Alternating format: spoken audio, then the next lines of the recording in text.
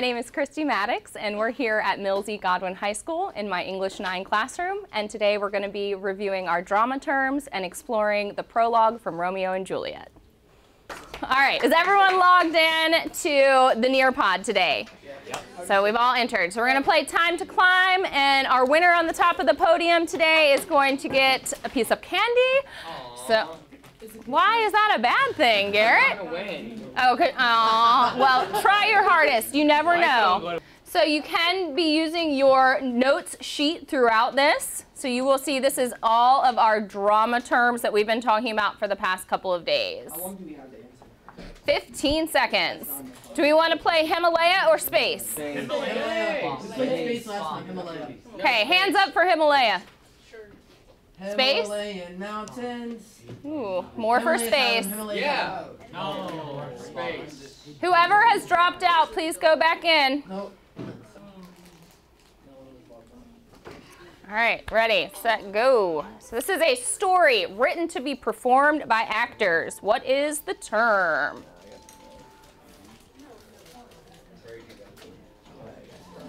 A story written to be performed by actors. What's the right answer? Drama. Drama, good.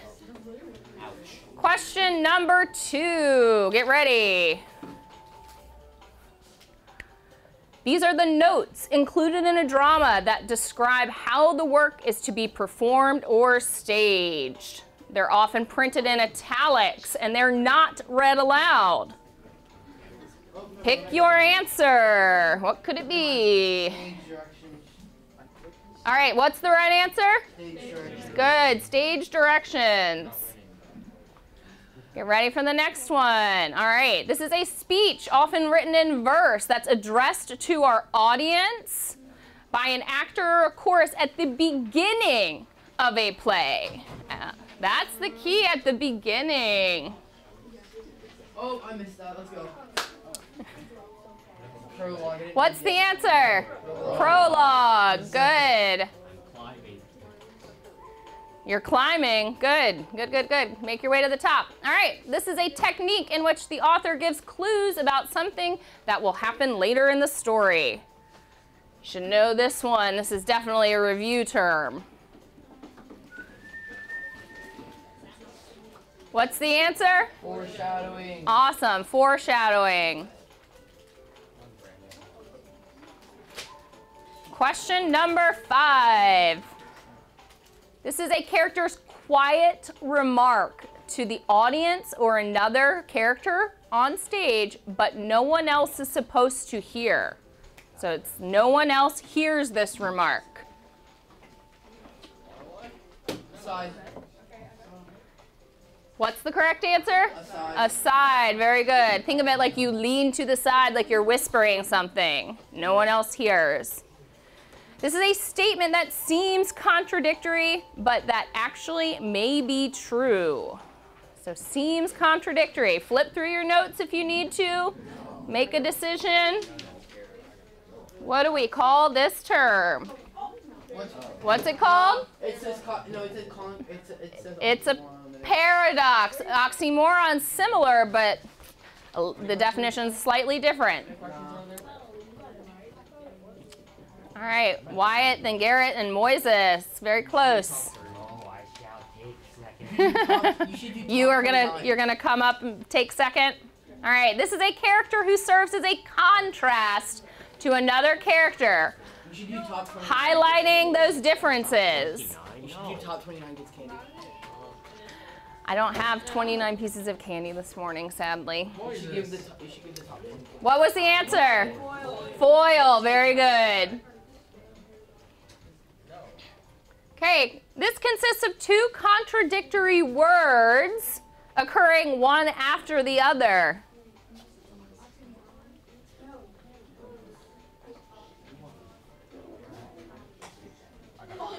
You got it right? Awesome. What's the answer? Oxymoron. Oxymoron. Good. And our last question. This is a figure or group of figures who comment on the play's action. What do we call this?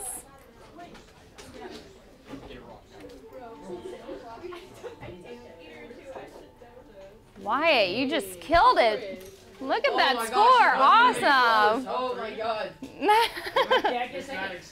We know who's been studying his drama terms. Congratulations. Way to go. Awesome job. I did this one notes and I got third. That's amazing too, Garrett. Guarantee you guess. All right, give a round of applause to our podium winners, Wyatt, Moises, and Garrett. Congratulations. Awesome job, you guys. All right. So we're going to be exploring today the prologue to Romeo and Juliet. Someone raise your hand and tell me, what is a prologue? What is a prologue? Mason. Like before the actual play itself, they're talking. Okay, so before the actual play itself, who is talking? The prologue's usually delivered by, well, in a play, what do we call the narrator, perhaps? Garrett? A chorus. So this is delivered by the chorus at the beginning of the play. What's the function of a prologue? What does it tell us as the audience? Noah? What will help them later in the book? Okay, so it gives us maybe a little bit about what's going to be happening in this play. And what? The context of what's going on, so maybe some background information. What else does it set up? What else do we learn? Think about like your exposition. Thank you. Setting. So we're going to learn about where this is taking place. Now, a prologue for Shakespeare in Romeo and Juliet, in this play, his prologue is in what form? What did we talk about? No. It's a poem. What type of poem? It ends with a couplet. What's the type of 14-line lyric poem written in iambic pentameter? A sonnet. Good. Thank you. Yes. So his introduction in this prologue here is a sonnet. So it's going to follow a particular pattern. I just said, what type of meter is it written in? Iambic pentameter. And so we have the unstressed and stressed syllables. And we've got 3 quatrains followed by, at the end, we end with a what? What are the last 2 lines of a sonnet called? Anyone remember? Foot. No, that's that has to do with the meter. Look in your notes for a second. Flip through there. See if you can tell me. What are the last 2 lines? It's a couplet, but at the end of a Heroic sonnet, thank you, yes, it's called a heroic couplet. So we've got the couplet there, and the couplet often does what? It comments on what? Conjoins the lines, kind of comments back on the previous. It's like a question and an answer-ish, kind of. Not necessarily a question and an answer, but it's going to kind of tie back and comment on the 3 quatrains above it. And then each quatrain you will see kind of distinct ideas within. All right, so I'm going to hand out this paper where you and your partner next to you are going to be given a Shakespearean version cut up into lines out of order, and you're going to have to figure out the order. And then we're going to go through and do the same thing for a modern paraphrase, so kind of like a modern translation that we would read.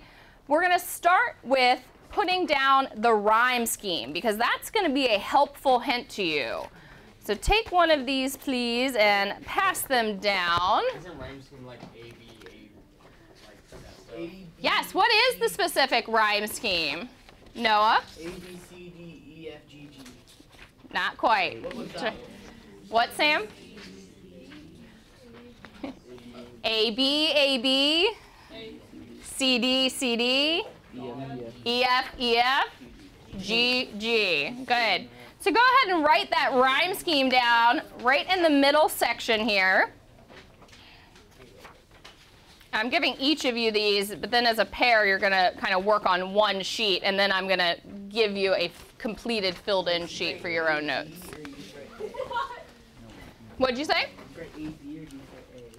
So in the first box for the rhyme scheme, you're going to write A. In the second box, you'll write B. So you'll go A, B, A, B. Then you've got C, D, C, D. E, F, E, F, and G, G. All right, so I've left you some hints. So this is kind of like the prologue puzzle. You're going to get the pieces to the prologue, and you're going to have to figure out what order they go in. All right, so I'm going to hand each pair of you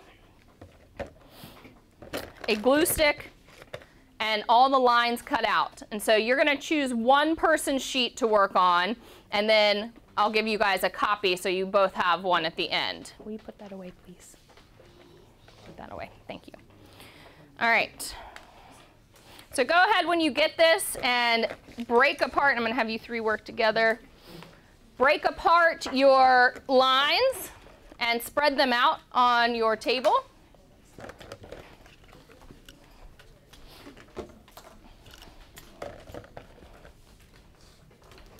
Spread them out on your table.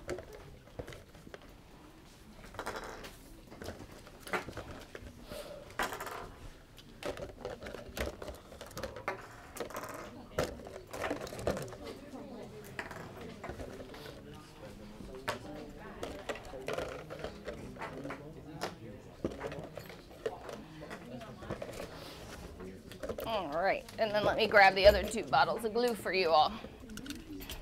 We're going to do the first couple together. So right now I want you to go ahead and spread your lines out on your table so you can see them all.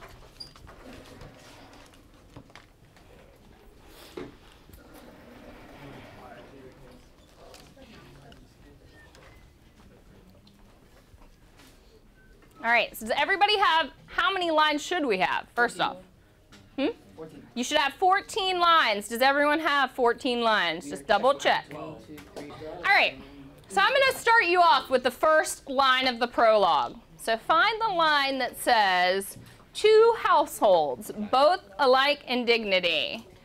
That is our first line of the prologue. Go ahead and find that and glue it down on one of your sheets to Shakespeare's original. Next to A, yes.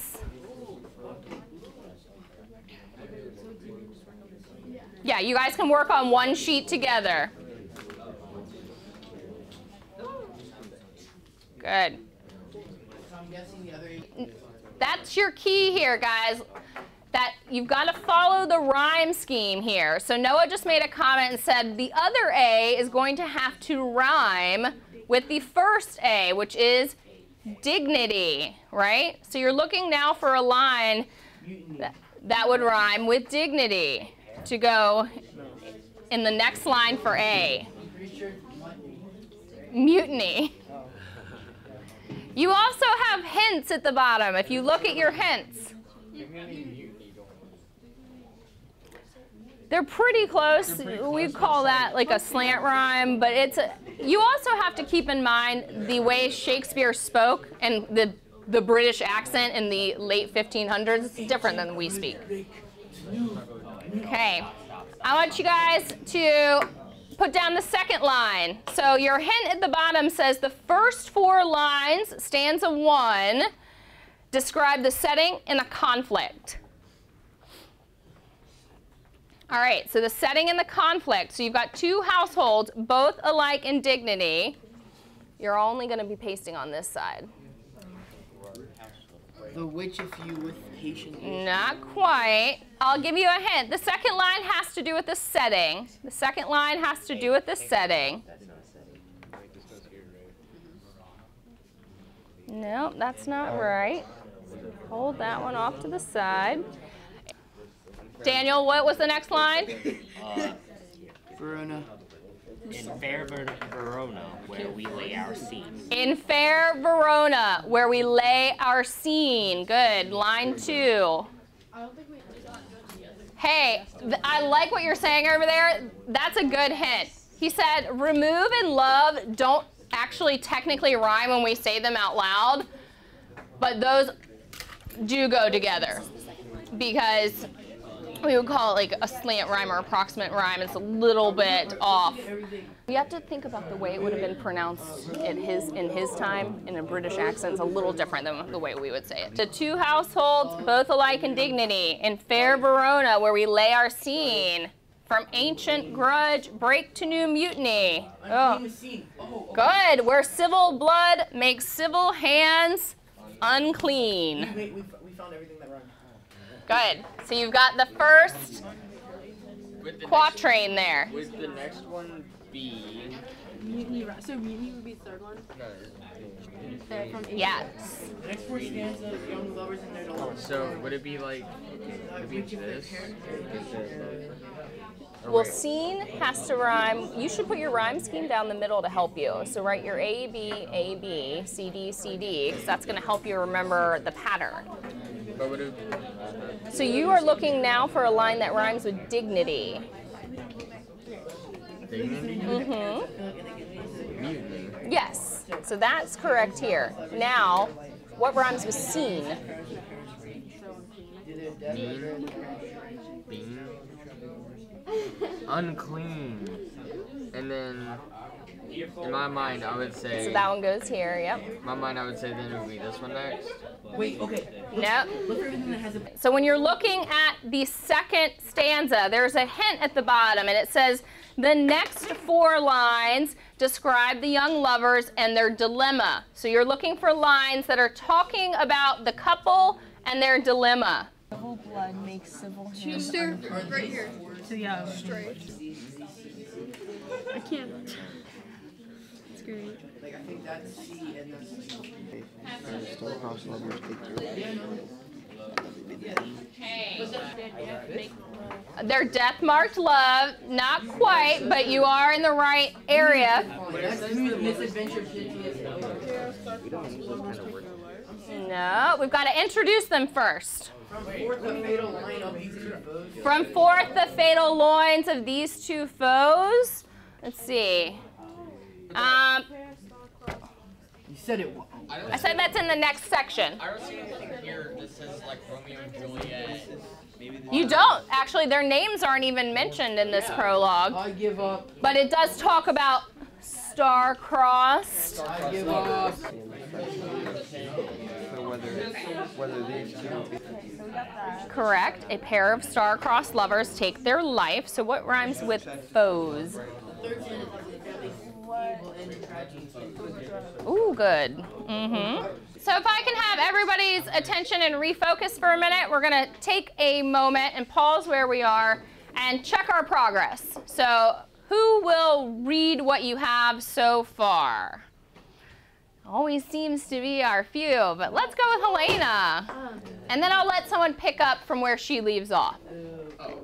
For the first one, I got 2 households, both alike in dignity. For the second one, I got in fair Verona, where we lay our scene. The third one I got from ancient grudge, break to new mutiny. For the fourth one, I got where civil blood makes civil hands unclean.